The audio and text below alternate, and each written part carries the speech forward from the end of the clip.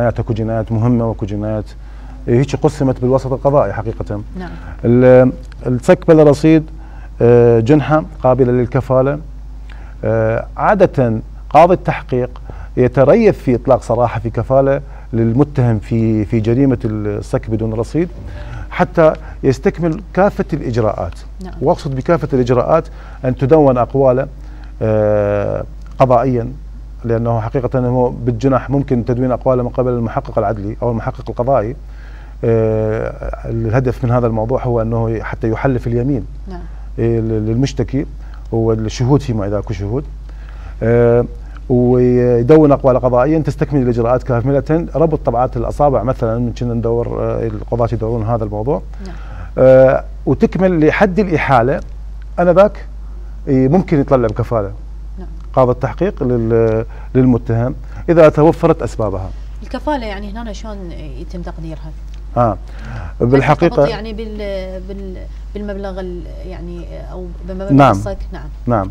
بالحقيقه هو صار عرفا أن يكون السيد قاضي التحقيق عادة إذا أخلى سبيل المتهم في كفالة يخليه في قيمة الصك. نعم. وإذا كانت قيمة الصك جدا عالية يخليه بقيمة قريبة إلى قيمة الصك. هي قيمة تقديرية أو سلطة تقديرية للسيد قاضي التحقيق. نعم. ماكو نص بالقانون يلزم يقول له طلع كفالة إذا كان 100 مليون يطلعها ب 10 مليون. ماكو نص، حقيقة هي قيمة تقديرية للسيد قاضي التحقيق يقدرها، وإذا شاف المتهم هذا لا يخشى هروبه ممكن يطلق صراحة بكفالة أقل من قيمة الصك ممكن. وصايرة كثيرا عندنا لما يكون مثلا من الشخصيات المعروفة والعامة فماكو قيمة، ماكو حقيقة سقف للموضوع. مبلغ الصك معين يقدرها السيد قاضي التحقيق. نعم. عندنا اتصال الأخ أحمد من بغداد. تفضل أحمد. السلام عليكم. وعليكم السلام، أهلا وسهلا بك. عندي أنا وصل أمانة على شخص أطلبه يعني مبلغ ضخم. نعم. بس يعني شغلة عمل، يعني شلون قال تعطيني إياهن وأنا أحسب لك كل قاسم الله. نعم. والنوبة هسه خله هو شرد بس عائلته موجودة وكل يومية تأجيلات. هاي 4 أشهر والنوبة 4 أشهر. شنو التأجيلات؟ ومن أخذنا عشيرتنا ورحنا وطلايب. يعني شنو مثلا هذا الحكم عليه مثلا اذا اروح اشتكي عليه؟ بالنسبه موجوده شهود، موجوده شهود 2 من عده. بس اسمح لي اخ احمد حتى نقدر نفيدك ونجاوبك بصوره صحيحه. بالنسبه للشخص حاليا ما تعرف مقره وين؟ محل اقامته؟ شارد، مو هم يا جماعه يطلبونه. هو اتخذ اجراءات. نعم. زين، من الناحيه القانونيه، من ناحيه اقامه شكوى والاجراءات القانونيه المستتبعه يعني بهذا الموضوع، قمت شكوى انت؟ لا بعدني ما مقدم اي شكوى، بس احنا رحنا. نعم. علي ما موجود، اهله موجودين وعائلته موجوده يعني. نعم. بس هو شارد يعني مطلوب هواي يعني لفلان ولفلان ولفلان. نعم. شكرا لاتصالك. نعم.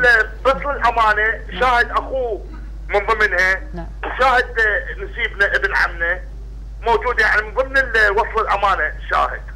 اخ احمد شكرا لاتصالك، اسمع الاجابه ان شاء الله يجاوبك استاذ طلعت. نعم. نعم.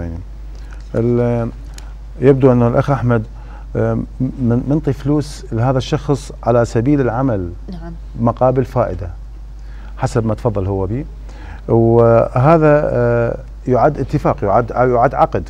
نعم. شفهيه. نعم. فاذا قيمه وصل الامانه احنا نعرف المعروف انه يصير امانه حقيقيه. أنا أؤمنك هذا المبلغ، أؤمنك هذه الحاجة، هاي السيارة، هذا المكان، هذا الموضوع. نعم. وبالتالي إذا خان الأمانة راح نشتكي عليه.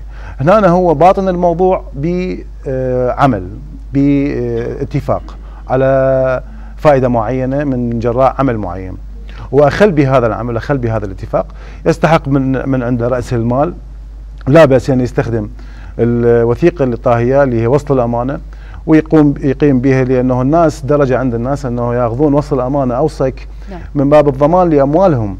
نعم. بالحقيقة فيبدو أنه الأخ أحمد أخذ هذا الوصل الأمانة وله الحق بمتابعة هذا المتهم عن طريق المحاكم الجزائية والمدنية. أما هو ما موجود حاليا، فيعني يعني إذا واحد على قولة يعني الشائع أنه إذا ما موجود شو يسوي له أصلا؟ لو افترضنا توفى. نعم. شو يسوي له؟ بما انه انت عندك مال رح تلحق امواله عن طريق الارث وتقسيمه، فيفترض ان يكون المتهم موجود حتى نحاكمه، حتى نحاسبه، حتى يعطي حق الناس عن طريق القانون. استاذ طلعت، عندنا حاليا يعني خلينا نقول جريمه تحرير صك بدون رصيد، تم اتخاذ الاجراءات القانونيه ومثل الشخص يعني المدان او المتهم امام قاضي التحقيق. نعم. يعني اثناء الافادات بين بانه له رغبه بانه ينطي حق هذا الشخص اللي تم تحرير تم تحرير الصك يعني لامره. نعم. عفوا. بهالحاله يعني التكييف او الوضع القانوني لهذه الجريمه يعني هل تنتهي ام تبقى يعني؟ بما ان قلنا احنا يعني اذا مستمر الاجراءات القانونيه. نعم. وحضر المتهم امام قاضي التحقيق. نعم. وقال له اني هذا الصك عند استصدار الاستشهاد كان غير مغطى. نعم. بسبب وضع خاص. نعم. كان يكون هو بشركته او بعمله او شيء، وحاليا اكو تغطيه، فاني على استعداد اسلم المشتكي المبلغ نقدا، واني ما كنت انطيت اياه يعني ما كانت متوفره عندي النيه، اي مرتكبت نعم مرتكبت الجريمه. اي معناها هذا المشتكي هذا المتهم دا يخاطب القاضي عن العنصر المعنوي. نعم. الركن المعنوي بالجريمه، يقول له المرتكب الجريمه يعني ما كنت انوي انطيه اياه بدون رصيد، وحاليا مستعد ان انطيه اياه امام محكمتكم نقدا. فالقيمه هنا تبقى تقديريه لسياده قاضي التحقيق. نعم. اذا اعتبر انه هذا ماكو عنصر جزائي هنا ما نهض العفو، فراح يغلق التحقيق بحقه ويفرج عنه. يعني تعتبر سلطه تقديريه للقاضي، ربما انه يفرج عنه وربما لا. نعم. هذا حديثنا عن العنصر الجزائي. نعم. وكذلك العنصر المدني اذا ثبت هذا الموضوع في محضر بافادته امام قاضي التحقيق ووافق قاضي التحقيق على تسليم هذا المبلغ. نعم. فاذا اسقط العنصر الجزائي بالنتيجه العنصر المدني اسقط لانه سلم اصل المبلغ. نعم.